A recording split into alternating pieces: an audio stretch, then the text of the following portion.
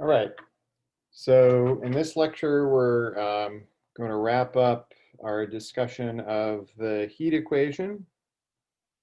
First, by just briefly discussing Duhamel's principle, which follows from some of the same logic as Duhamel's principle for the wave equation. And then we'll talk about how to extend this uniqueness result that we got for solution to the heat equation to an unbounded domain like the real line. And then I'll introduce separation of variables, which we'll pick back up on Wednesday actually. So far we've talked about the homogeneous heat equation. So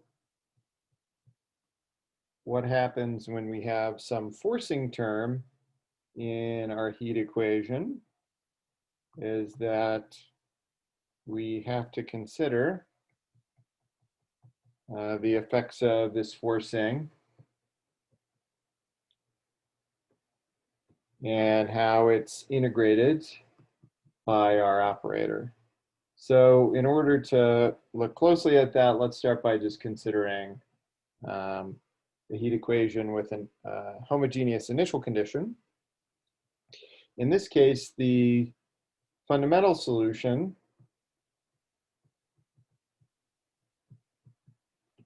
is going to follow the homogeneous part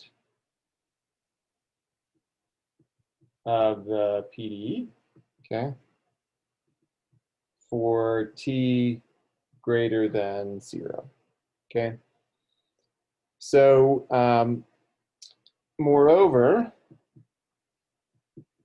the translation invariance and the linearity of our homogeneous equation, this implies that phi of x minus y, t minus s, f of y s,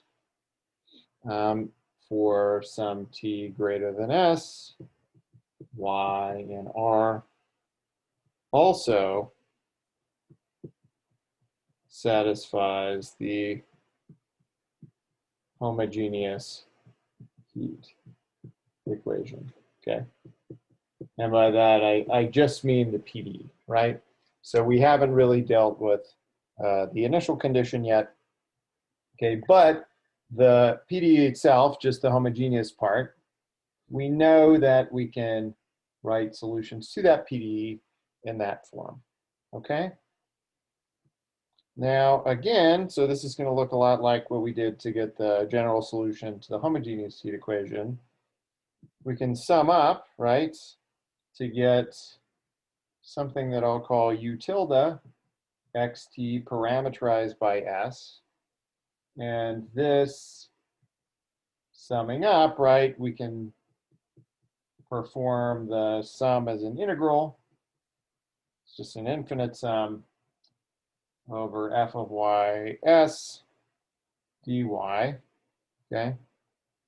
And again, this is a solution for as long as t is greater than s, okay? Because this argument needs to be positive in that case, okay? And along with this, we'll take that in the limit as t goes to s, right? Parameterized by s here. We have that this is equal to f of x s, right?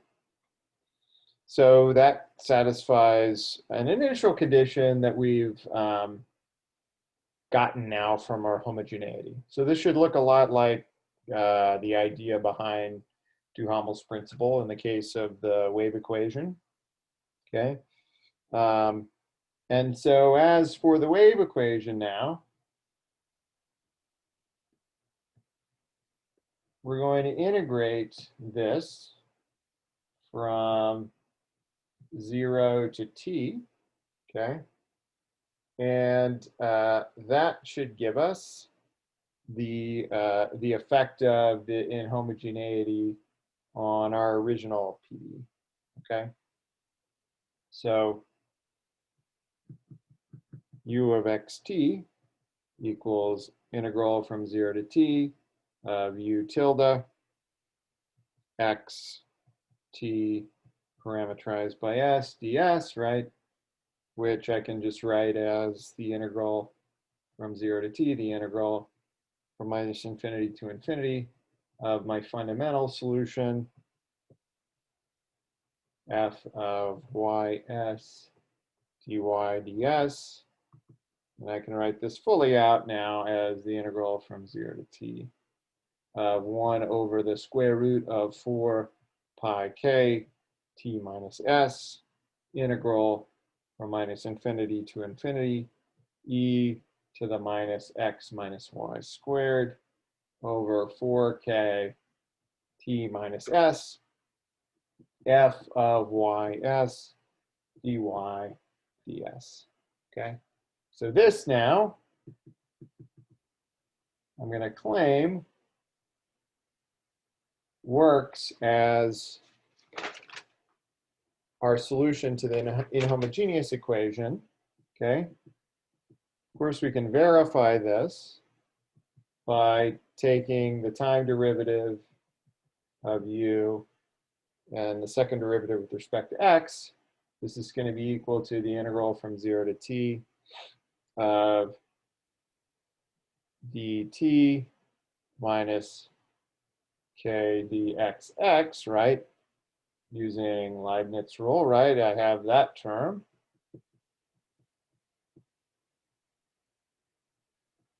And I also have the boundary term, of course, that I get as u of x t evaluated at t. Okay. But what do I know about this thing here, right? It should satisfy the inhomogeneous heat equation. Okay. So I should get just 0 for that integral, right? Because it's the integral over 0 plus whatever this is, right?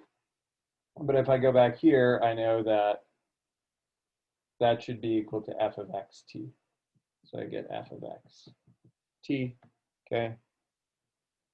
And so I satisfy my inhomogeneous equation, okay? Is all of this okay, okay? So any basically assumptions that we needed, okay? Well, we need to carefully handle, okay, swapping the derivative and integral because of phi's singularity, okay?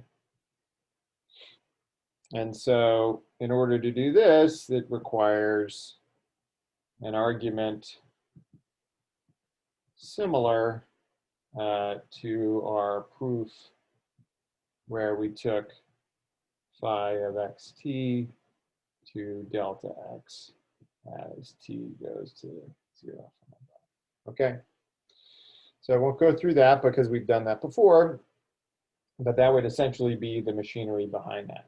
Okay, so this here that we have is Duhamel's principle for the heat equation, right? Handy formula for the inhomogeneous heat problem in on the real line. Okay. So now we've discussed solving the heat equation on unbounded domains in the quarter plane problem, and also in the case where we have inhomogeneities. Okay. We talked about proving uniqueness on bounded domains.